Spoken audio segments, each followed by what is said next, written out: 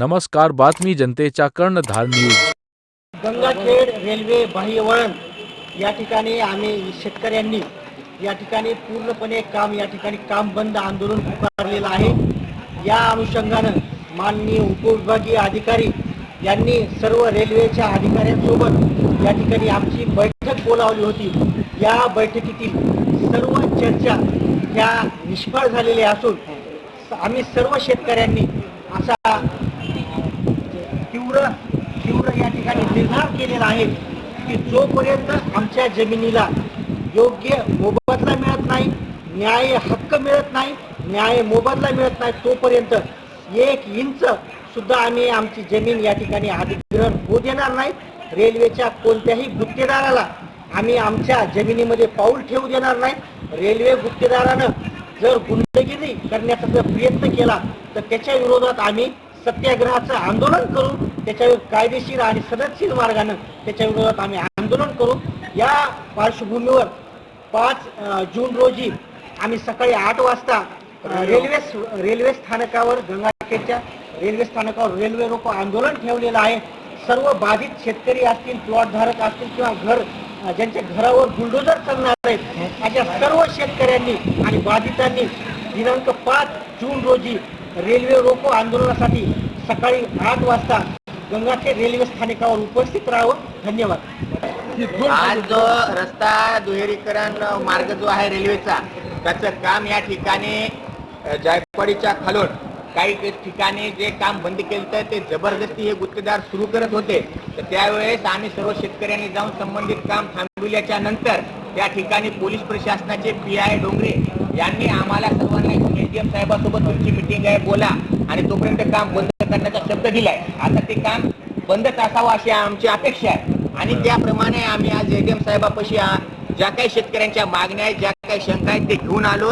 त्या शंकाचं एकाही प्रकारचं समाधानकारक उत्तर या माध्यमातून SDM साहेबाच्या कॅबिनला आम्हाला मिळालेलं नाही. त्यामुळे शेतकऱ्यांनी जो निर्णय घेतलाय तो काम बंद राहणार आहे आणि शेतकऱ्यांच्या जो मागण्या आहेत त्या मागण्यासाठी 5 जून 2026 ला सकाळी 8 वाजता गंगाखेड या ठिकाणी रेल रोको आंदोलन करण्यात येणार आहे.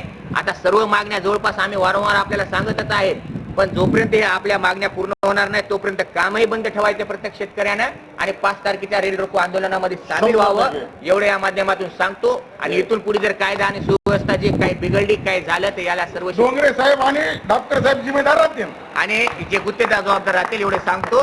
बांधकाम केले असे सगळे लाभधारक की आज SDO ऑफिस मध्ये आलेले आहेत. याचं कारण ही जी रेल्वे लाईन गेलेली आहे दुहेरीकरण गंगाखेड परळी, याचा जो सर्वे झालेला आहे त्यांनी जॉईंट केला म्हणून सांगतात, परंतु तो बोगस केलेला आहे. त्यांनी कुठल्याही शेतकऱ्याला किंवा संबंधित लाभधारकाला सोबत न घेता त्यांनी सर्वे केलेला आहे. म्हणून मुळात आमची पहिली मागणी अशी की तो रद्द करावा आणि दुहेरीकरणाचा सर्वे रद्द करण्यात यावा, अशा प्रकारची मूळ मागणी आहे. दुसरी मागणी आमची अशी आहे, आम्हाला जो मोबदला मिळाला आहे तो मोबदला तुटपुंजा मोबदला आहे. त्याचं कारण असं आहे की रेल्वे जे चालली आहे ती रेल्वे कमर्शियल पद्धत आहे. ती रेल्वे जाणार म्हणजे कमर्शियल आहे, तर तो उत्पन्न काढणार आहे आणि आमची शेती सुद्धा कमर्शियल उत्पन्न आम्ही करतो. त्या आमच्या उत्पन्नाप्रमाणे आम्हाला मोबदला मिळत नाहीये.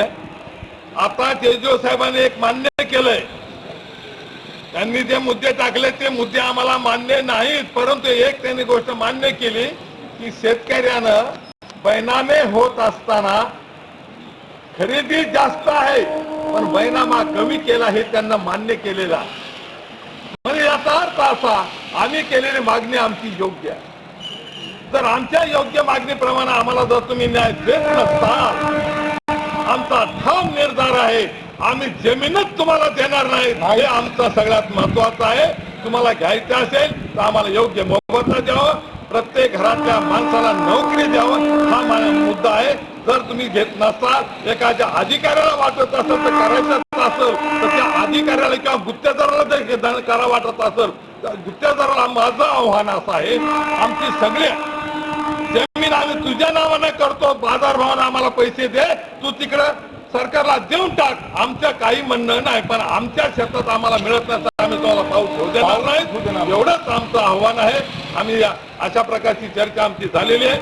आम्ही तिथं पाऊल ठेवू देणार नाही, हा आमचा निर्धार आहे. जय हिंद, जय महाराष्ट्र, जय क्रांती. हे काही राजकीय लोकांचं दुहेरीकरण लोकांच्या शेतातून काढाले, इथं काय संबंध नाही, काही नाही, दुहेरीकरण चुकून काढले आणि शेतकऱ्याला पैसे किती दिले बापू पैसे. आणि ते गुत्तेदार आहे पहिल्या 3 नंबरला त्याचं नाव आलं पाहिजे. विनंती कृपा करून आमच्या शेतात येऊ नये, सगळं काम रद्द करण्यात यावा. धन्यवाद.